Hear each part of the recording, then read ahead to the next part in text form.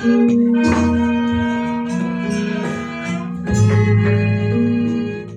kasih Saudara Robi November yang bukan Desember. Ya, ini namanya memang Robi November loh.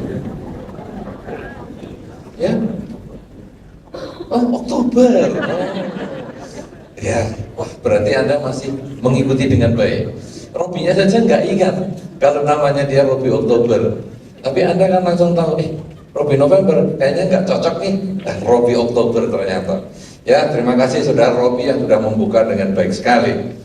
Saudara-saudara semua yang hadir di kesempatan ini, juga para biku yang saya hormati dan para pengurus Cetia dan lain sebagainya. Tema kita pada kesempatan ini memang sangat menarik, ya, yaitu tentang tradisi yang berhubungan dengan kesuksesan. Kadang-kadang orang lalu menganggap apakah tradisi di dalam Dharma ini bisa mengantar kita menuju sukses? Apa malah tradisi ini membebani atau membuat kita menjadi sulit untuk maju? Kalau kesuksesan seperti yang tadi disampaikan oleh Saudara Robi, bahwa pokoknya apa yang kita harapkan bisa menjadi kenyataan, maka sesungguhnya tradisi ini bisa menjadi motivator untuk kita mencapai kesuksesan. Saudara-saudara, agama Buddha memang tidak bisa lepas dari tradisi, yaitu nilai-nilai, ya tadi disampaikan juga oleh Saudara Robi, nilai-nilai yang berada di dalam satu masyarakat dan bersifat turun-menurun. Nah, agama atau ajaran Sang Buddha ini sebetulnya terdiri dari dua bagian. Yang pertama yang disampaikan oleh Sang Buddha sendiri, yang disebut dengan Buddha Dharma, ajaran Sang Buddha. Yang kedua adalah tradisi tempat masyarakat penganut ajaran Sang Buddha itu tinggal. Sang Buddha berasal dari India, maka ajaran-ajaran Sang Buddha dibungkus, dikemas dengan tradisi India. Salah satu bungkus kemasan India yang ada adalah jubah para biku yang sekarang kita pakai ini. Saya pakai, Bante Sugito dan para bante yang lain menggunakan jubah dengan kemasan yang sama. Ini tradisi India.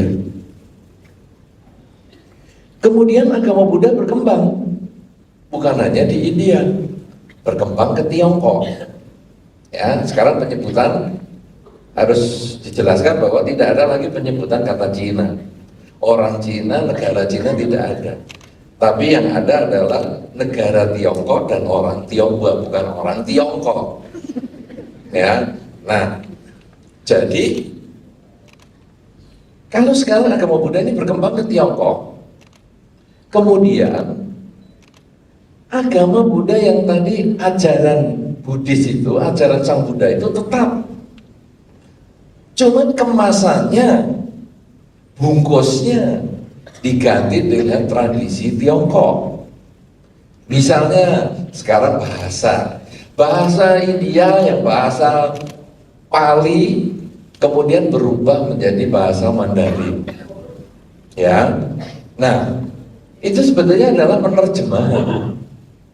Kemudian jubah biku yang seperti ini, seperti orang India, kalau digunakan di Tiongkok tidak tahan cuaca. Cuaca panas oke lah, ya, ini biasa. Tapi begitu cuaca dingin, woi, pergi ke Tiongkok. Siapa yang sudah pernah ke Tiongkok? Segini ini cuma satu orang, 2 orang saja yang pernah ke Tiongkok. 4 orang, 6 orang. Aduh, di Tiongkok kalau musim dingin sekali ya. Sekarang sudah lah, tidak usah ke Tiongkok yang jauh-jauh. Ke puncak. Siapa yang sudah pernah ke puncak? Oh, ternyata cuma 10 orang. Aduh, ke puncak aja cuma 10 orang. Coba lagi ke puncak, siapa? Enggak semua. Ternyata cuma 20 orang. Aduh, kemana ya? Masuk kulkas. Siapa yang sudah pernah masuk kulkas? Kulkas juga belum pernah masuk. Wah, ini kasih contohnya sulit. Saudara-saudara, kalau Anda pergi ke Tiongkok kira-kira bulan November, bukan Oktober, ya, November, Desember, Januari, Februari, aduh, dingin sekali. Sudah dingin, angin. Kalau Anda masuk ke kulkas, cuma dingin. Ya, masuk kulkas, kemudian Anda berkata, ada barang-barang Anda yang mau dijual. Ya toh? Ya, masuk kulkas, cuma dingin, tapi tidak berangin. Anda yang ketawa berarti Anda pernah melihat masuk kulkas dan ngomong, ada barang-barang Anda yang mau dijual, yakin? Tapi yang nggak ketawa ya lihat-lihat dulu lah, nanti di tempat lain lagi. Nah, kemudian anginnya kencang sekali dan menusuk tulang. Kalau Anda pergi ke puncak ya kurang lebih ya seperti itu, tapi ini lebih lagi seperti Anda di puncak malam-malam jam 2 malam di tengah jalan. Wih, anginnya kencang sekali. Ya, kira-kira bisa bayangin nggak kalau jam 2 malam di tengah jalan? Bisa? Ya ketubur mobil. Ya. Nah, kemudian anginnya kencang. Nah, kalau pakai jubah yang begini, setipis ini, wah, menggigil sungguhan. Karena itu agama Buddha dengan tradisi Tiongkok ini tradisinya diubah. Jubah-jubahnya menggunakan baju-baju gaya Tiongkok, yaitu berlapis-lapis, bersepatu. Wah, memang anget sekali. Kalau kita pergi ke Tiongkok ya, biku-biku begini pergi ke Tiongkok pakai pakaian India begini, kemudian kira-kira pergi bulan 11, 12, orang-orang di sana itu kaget. Kan kita nggak pakai sepatu, nggak pakai kaos kaki, kaget di sana. Tahan ya, hebat ya, hebat. Kalau kita aja sudah menggigil-gigil, ini hebat. Belum tahu kita juga gigil. Tapi ya sedipet aja, ditahan aja dah. Kemahan bisa akhirnya. Nah, saudara-saudara, akhirnya di Tiongkok diubah. Jubahnya pakai jubah gaya Tiongkok. Nah, itulah yang Anda kenal dengan misalnya biara-biara, misalnya Shaolin. Ya, kan jubahnya lain. Kemudian kalau Anda suka nonton film ya Tong Sam Chong. Ya, itu adalah jubah yang beda. Makanya jangan Anda tanya Tong Sam Chong kok jubahnya lain, atau Bante kok jubahnya nggak sama dengan Tong Sam Chong. Iya, karena tradisi kita beda. Kita tradisi Tiongkok. Ya toh? Betul? Oh iya, masih ngikuti, bagus. Tong Sam Chong pakai tradisi Tiongkok, kita tradisi India. Ya. Nah, kemudian upacaranya juga begitu. Kita pakai bahasa Pali. Bahasa India di Tiongkok dia menggunakan bahasa Mandarin, diterjemahin lah. Kemudian agama Buddha sebetulnya di dunia ini menjadi dua tradisi besar ini, tradisi India dengan tradisi Tiongkok. Kemudian dari Tiongkok sebetulnya berkembang ke Tibet. Nah, menggunakan tradisi Tibet. Bahasanya untuk upacara menjadi bahasa Sanskerta. Kemudian jubahnya juga sedikit berbeda. Jubahnya ada warna merah. Nah, itulah kalau Anda melihat figur Dalai Lama. Itu agama Buddha, tradisi Tibet. Sehingga sebetulnya ada dua tradisi yang besar, tradisi India dengan tradisi Tiongkok. Kemudian karena berkembang di Tibet, kadang-kadang dianggap juga ini satu tradisi sendiri, yaitu tradisi Tibet. Tradisi India orang menyebut dengan Theravada, tradisi Tiongkok orang menyebut dengan Mahayana, tradisi Tibet orang menyebut dengan Vajrayana atau Tantrayana. Ya, nah ini ada 3 tradisi atau kalau dikumpulkan cuma 2. Tapi sebetulnya ini ya beda tradisi. Intinya sama, ajaran Sang Buddha. Apa itu inti ajaran Sang Buddha? 4 kesunyataan mulia. Hanya itu. Hanya pakaiannya yang beda, gaya hidupnya beda, ya upacaranya beda, tradisi-tradisinya beda, tetapi ajarannya sama. Nah, saudara-saudara, pada kesempatan siang hari ini, saya akan melihat satu tradisi saja, karena saya mungkin kesempatan dalam 30 menit untuk menjelaskan 3 tradisi agak berat, agak sulit, butuh waktu yang lebih panjang. Saya hanya menguraikan sedikit saja di tradisi India atau tradisi Theravada. Saudara-saudara, tradisi-tradisi apa yang bisa digunakan untuk mewujudkan kesuksesan? Tradisi India yang bisa mewujudkan kesuksesan. Tradisi India yang berkembang di Indonesia ini juga tidak India murni. Ya, tadi saudara Robi di ruang tunggu kita ngobrol-ngobrol juga. Apa ini tradisi India yang asli? Juga tidak. Karena kalau di Indonesia ini tradisinya sudah ada penyesuaian dengan tradisi Indonesia. Ya, altarnya sudah beda. Tradisi India gambar-gambarnya warna-warni. Anda siapa yang pernah ke India? Dharma Yatra 2 orang. Puncak saja tadi cuma 20 orang, ya. Kulkas malah belum pernah masuk ke kulkas. Apalagi ke India cuma 2 orang. Sungguhan nih cuma 2 orang. Yang suka nonton film India. Coba yang suka nonton film India. Cuma 2 orang, 3 orang. Aduh, Anda ini sukanya apa ya? Tahu-tahu nanti sudah sampai sini juga Anda lupa ini tempatnya siapa ini.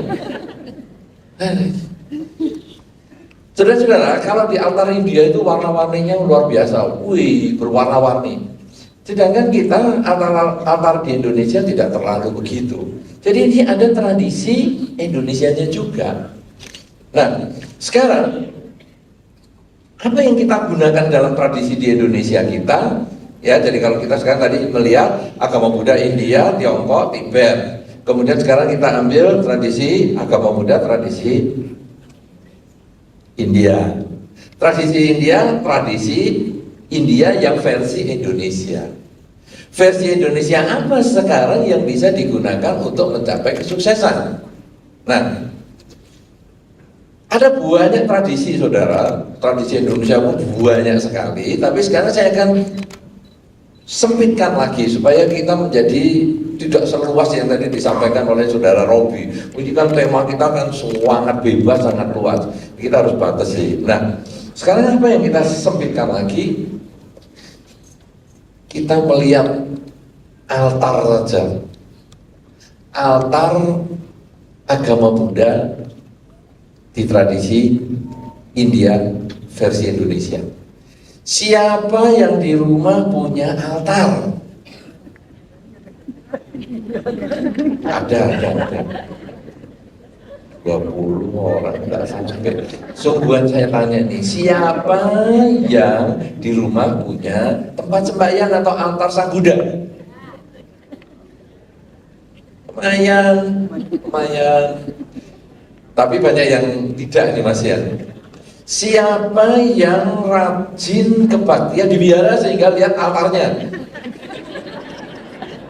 Tidak semua ternyata. Coba bebek tunjuk jari. Siapa yang rajin ke wihara sehingga lihat altarnya dengan jelas? Tidak sampai 90%. Oke lah. Wah, kasihan juga ini. Ya, saudara-saudara, di dalam altar agama Buddha itu semua adalah tradisi semua. Nah, sekarang altar yang utama atau benda yang utama di dalam altar adalah Buddha Rupang. Jadi peletakan Buddha Rupang adalah bagian dari tradisi. Karena Sang Buddha sendiri tidak pernah menyarankan dirinya dipatungkan. Pada satu ketika Sang Buddha mencapai kesucian, Sang Buddha menghormat kepada pohon Bodhi sebagai tanda terima kasih. Nah, itu sebetulnya penghormatan pada pohon Bodhi adalah penghormatan yang diajarkan oleh Sang Buddha. Bahkan bagi Anda yang pernah ke Jetavana, Jetavana bukan nama wihara di Indonesia atau di Tangerang, tapi maksudnya itu di India. Ada satu ketika Bhante Ananda bertanya kepada Sang Buddha, kalau nanti ada orang yang mau bernamaskara saja atau bersujud kepada Sang Buddha tanpa mau bertanya ini dan itu, kira-kira kalau supaya tidak menemui Sang Buddha itu bagaimana caranya? Kemudian Sang Buddha mengizinkan Bhante Ananda menanam pohon Bodhi. Ya, silakan tanam pohon Bodhi di sana. Sehingga nanti semua orang yang datang ingin menghormat, silakan menghormat pohon Bodhi di sana. Sejak saat itulah pohon Bodhi itu menjadi tempat penghormatan. Nah, sampai hari ini pohon Bodhi itu dinamakan pohon Bodhi Ananda, Ananda Bodhi.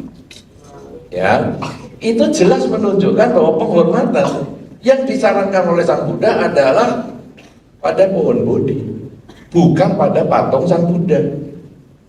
Sayangnya penghormatan pada pohon Bodhi ini kalau di wihara-wihara kurang pas, karena pohon Bodhi biasanya ditanam di taman, dan taman itu adalah untuk tempat parkir.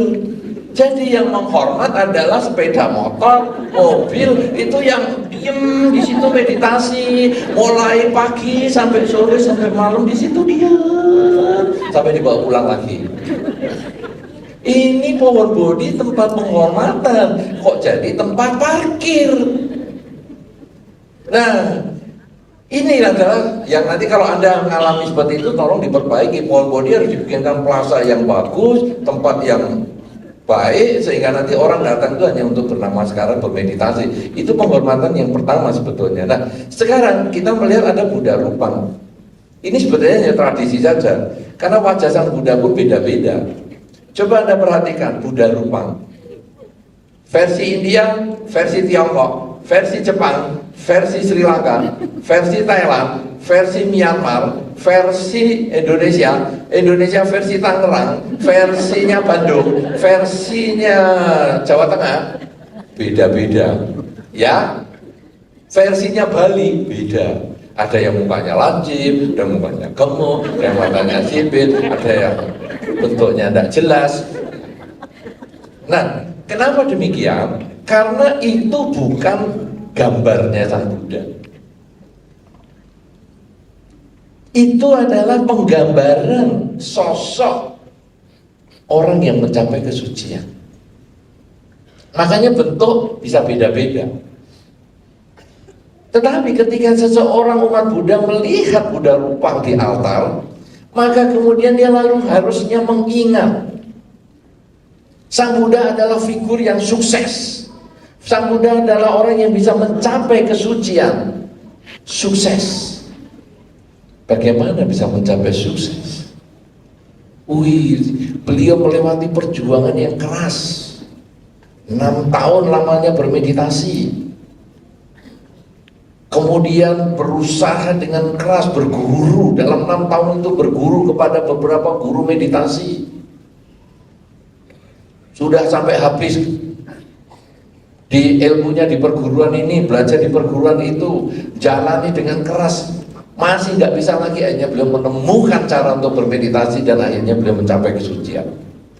Ini adalah figur orang sukses. Artinya kesuksesan bukan dicapai dengan yang mudah. Kesuksesan bukan dicapai dengan cara-cara yang gampang. Kesuksesan membutuhkan perjuangan. Jadi ketika kita melihat Buddha Rupang, maka kita lalu melihat inilah perjuangan. Kalau saya mau sukses di bidang apa saja yang tadi dikatakan Saudara Robi, luas sekali. Di bidang pendidikan, di bidang rumah tangga, di bidang pekerjaan, di bidang apa saja. Kalau mau sukses, semuanya harus diperjuangkan. Ketika perjuangan itu baru 1-2 tahun, kemudian kita merasa, aduh aku sudah berjuang sekian lama kok nggak sukses-sukses ya. Lalu kita lihat Buddha Rupang lagi. Beliau dengan kesempurnaan paramitanya 6 tahun lamanya berjuang. Saya paramitanya nyampe mana? Cuman ketemunya kan, marilah kita berdana, dana paramita. Loh, ada 10 paramita, ini saya kok cuma dana paramita saja. Saya paramitanya sedikit. Kalau Sang Buddha saja 6 tahun, saya berarti 60 tahun, tidak apa-apa. 60 kehidupan, tidak apa-apa. Pokoknya saya berjuang. Dengan melihat Buddha Rupang saja, langsung kita tahu, saya untuk mencapai sesuatu yang agar sukses, saya harus berani berjuang. Karena itu saudara-saudara, Anda yang punya altar di rumah, Anda harus berani berjuang sebagai murid Sang Buddha. Sebaliknya Anda yang di rumah tidak punya altar, jangan ketawa-ketawa, aku sih tidak punya, jadi aku boleh santai-santai. Salah. Ada yang sering ke wihara, Anda lihat Buddha Rupang, walaupun itu di wihara, Anda harus tahu, saya harus berjuang seperti Pangeran Siddhartha mencapai kebuddhaan. 6 tahun lamanya berani berjuang, nggak bisa-bisa, aku juga harus bisa. Anda yang jarang ke wihara, karena tadi juga ada tunjukkan jari itu, jarang ke wihara, Anda kalau mengaku umat Buddha, Anda harus tahu, wah agama Buddha, umat Buddha ini kan menghormati Sang Buddha. Kalau begitu, aku harus berjuang seperti guruku, Sang Buddha. Beliau rela 6 tahun lamanya untuk berjuang nggak bisa-bisa. Kalau gitu aku juga harus bisa. Anda yang tidak pernah ke wihara, Anda yang tidak pernah kemana-mana, tapi dengar acara hari ini, dan Anda hari ini kan hadir semua nih. Anda kan hari ini hadir semua toh? Hadir toh? Kan yang tidak hadir kan, coba suruh tunjuk jari, kan tidak bisa. Nah berarti Anda hadir semua. Berarti hari ini aku sudah mendengar ini, bahwa kalau kita umat Buddha, dan saya mendengar ini, maka saya harus berjuang nggak bisa-bisa. Karena inilah kunci kesuksesan, perjuangan. Ya, jadi tidak ada alasan Anda ngomong, aku kan tidak dengar, aku nggak punya Buddha Rupang. Tidak bisa.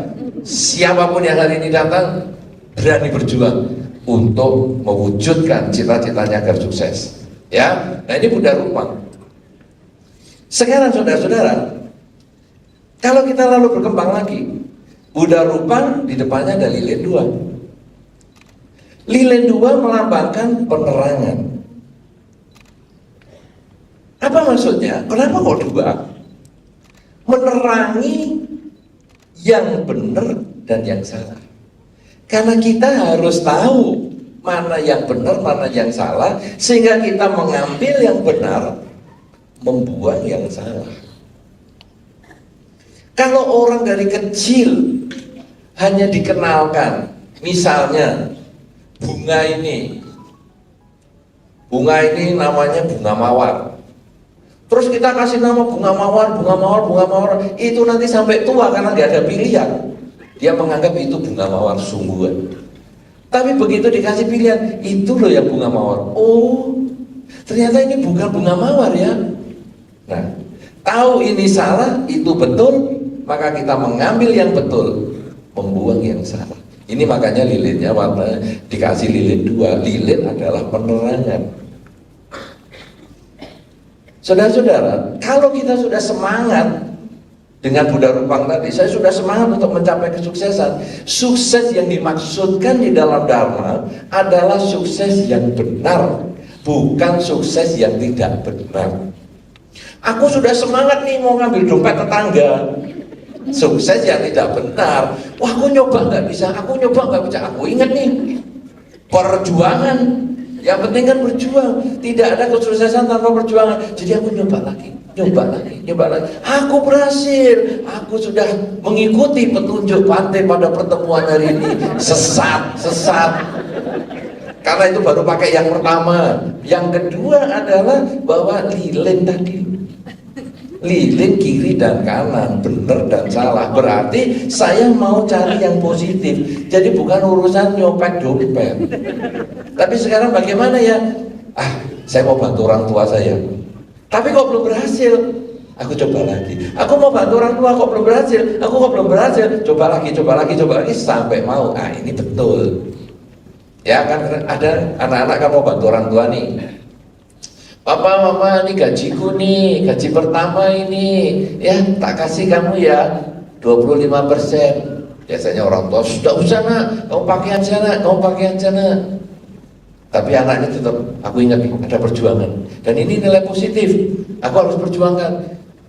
Aku mau kasih mama papa, aku mau kasih papa tiap hari begitu. Tetap gak mau papanya, ya tidak apa-apa. Di bulan depan, terima lagi, kita kasih lagi dia.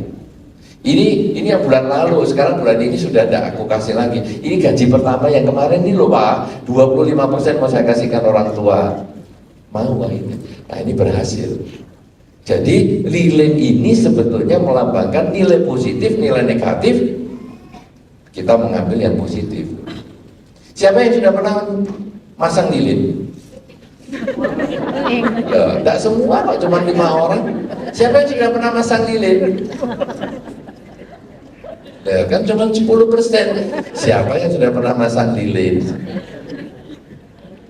Ya, ternyata hanya 10% tetap.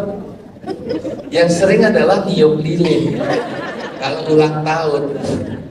Tapi masang memang jarang. Buktinya 10% toh. Nah, saudara-saudara, Anda boleh renungkan lilin ya. Lilin khususnya kalau di altar Anda atau di rumah Anda. Siapa yang pernah lampu mati di rumah dan pasang lilin?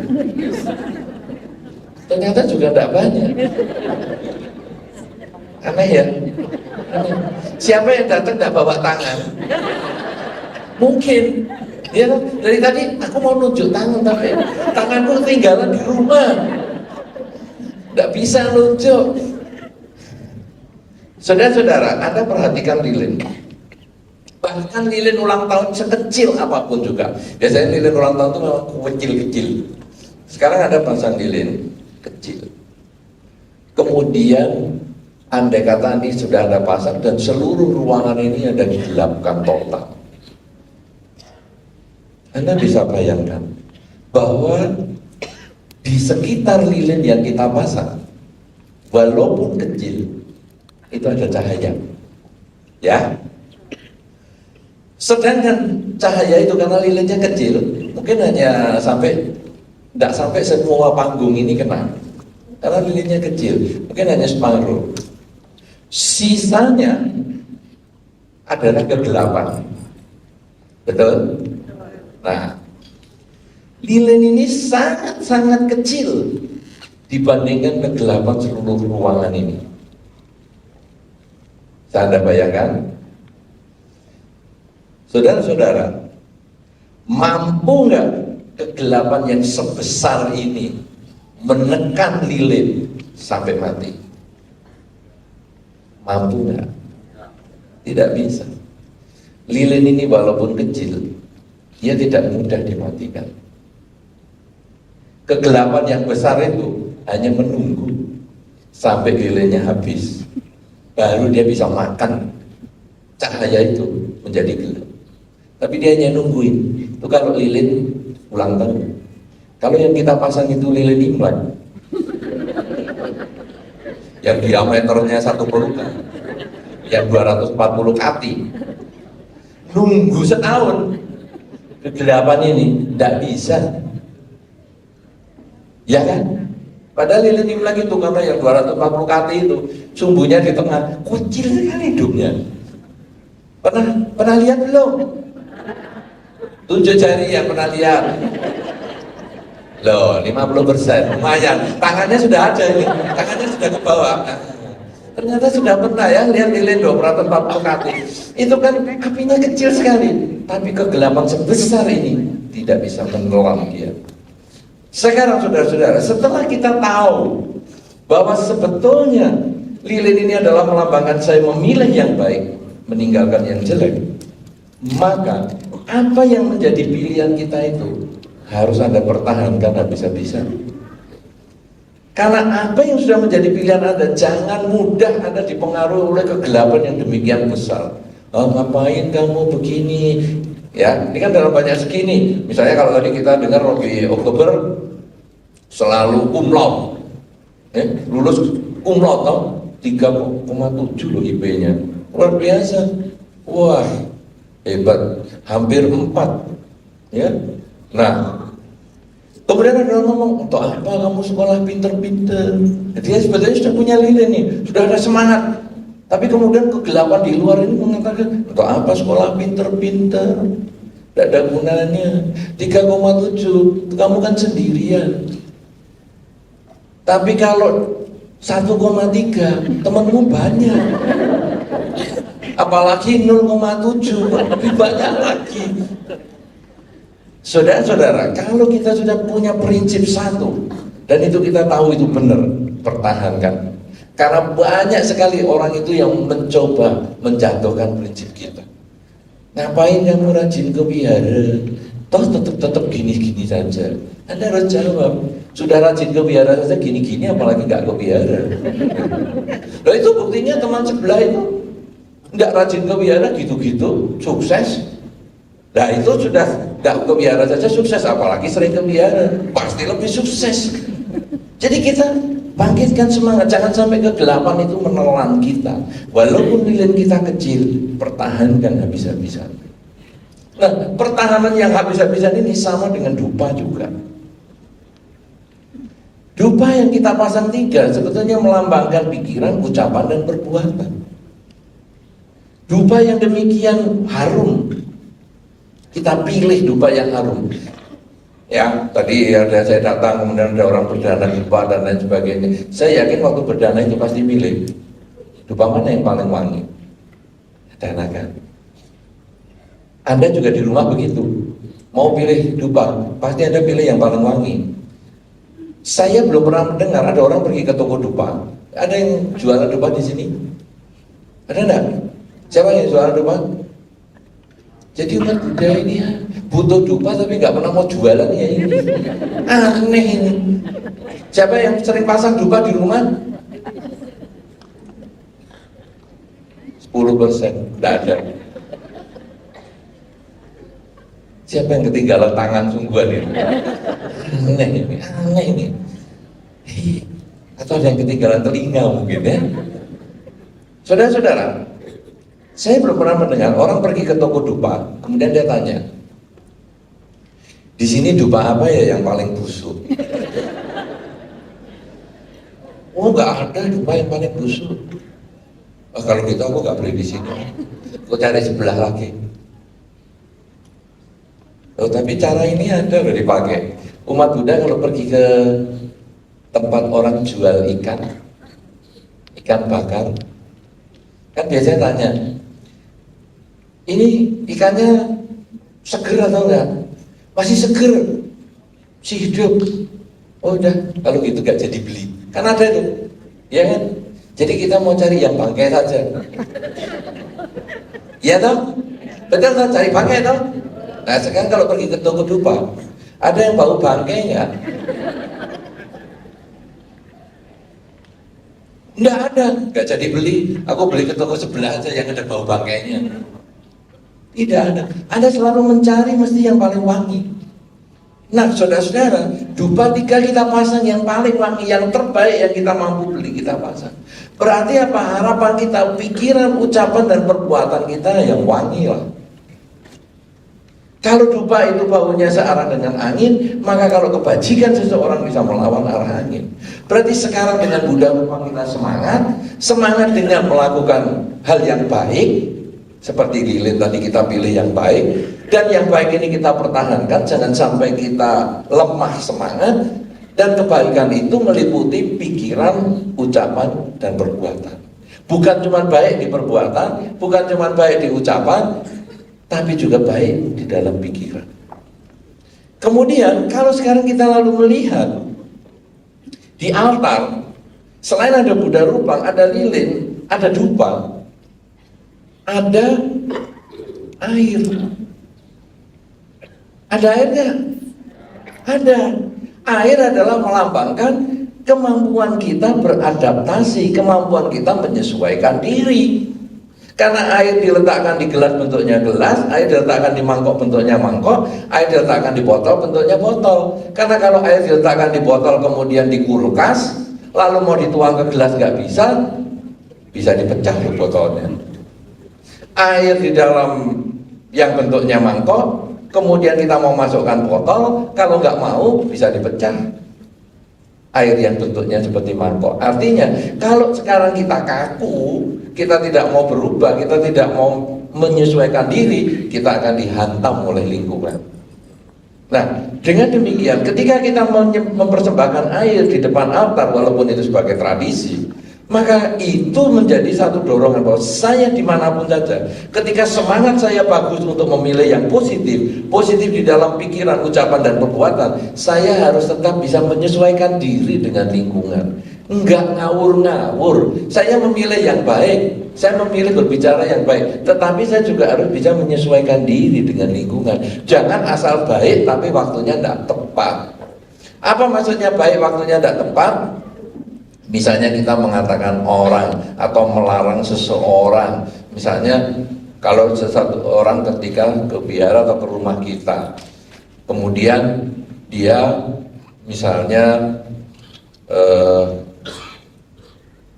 ngabisin makan kita, sudah bertamu ngabisin makan lagi.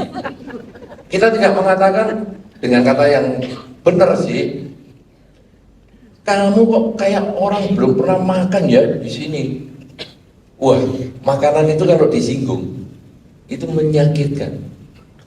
Tapi kalau sekarang kita kemudian mengatakan sesuatu dengan lebih positif, dengan sesuatu yang baik, yang lebih fleksibel, mungkin kita bisa mengatakan, wah, kamu kok makannya semangat sekali ya, perlu mau saya bawakan pulang, bungkuskan. Oh iya, oh ya, senang sekali. Wih. Kemudian kita katakan, oh mau dibawakan pulang, oh iya, saya bungkuskan.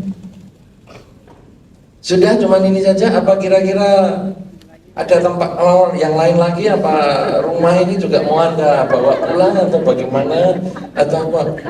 Loh, kamu nggak ikhlas ya ngasih makanan ini? Oh bukan, siapa tahu kamu juga. Nah, saudara-saudara, ini sebetulnya adalah memancing orang berpikir dengan kalimat yang positif. Ada satu kisah pada zaman beberapa waktu yang lampau, satu pejabat negara yang mengundang tamu dari negara lain, kemudian diundang makan bersama.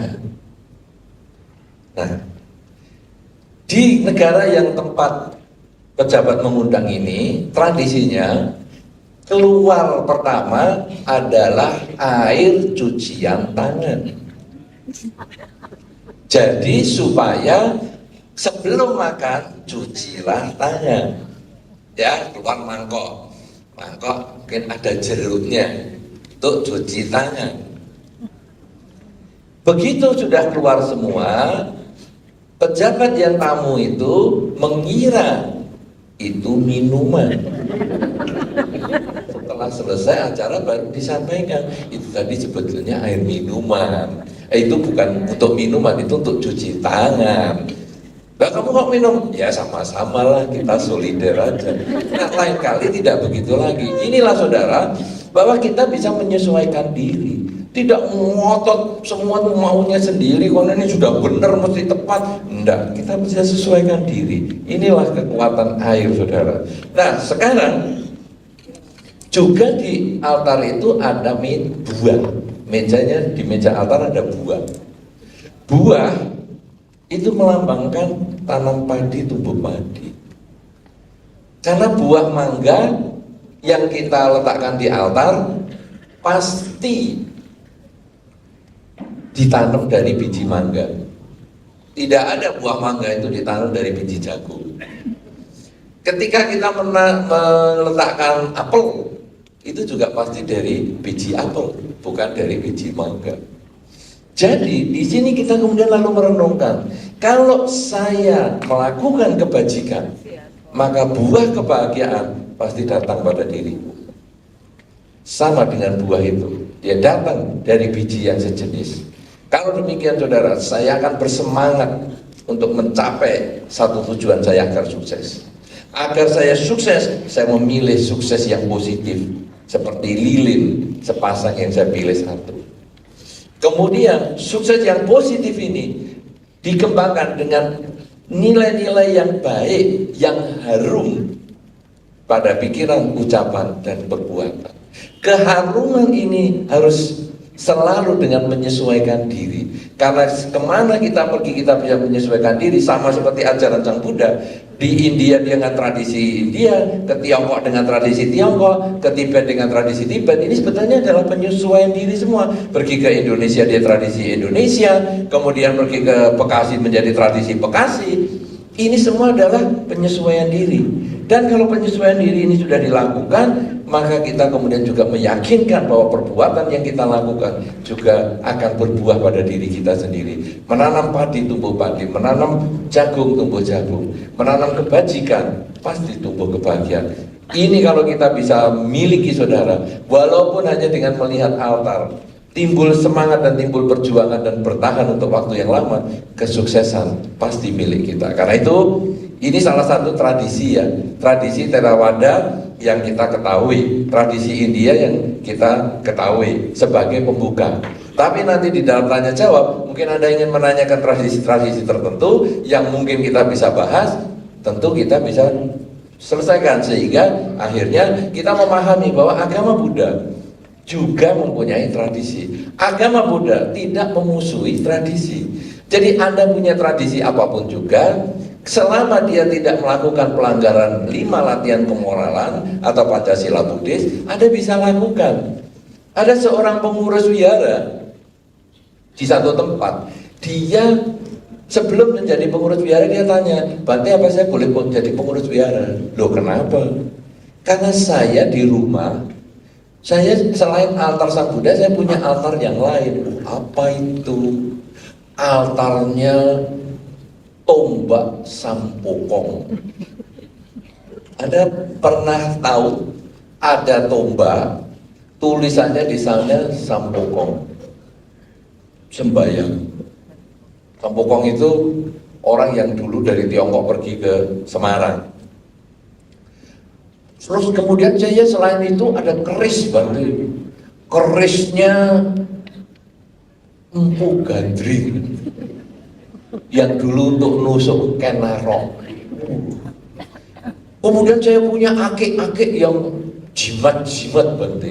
Apa saya boleh begini jadi pengurus wihara? Silahkan, itu tradisi. Ya, tidak masalah, itu keyakinanmu pribadi, silahkan. Yang penting kamu jangan bawa kerismu itu ke wihara.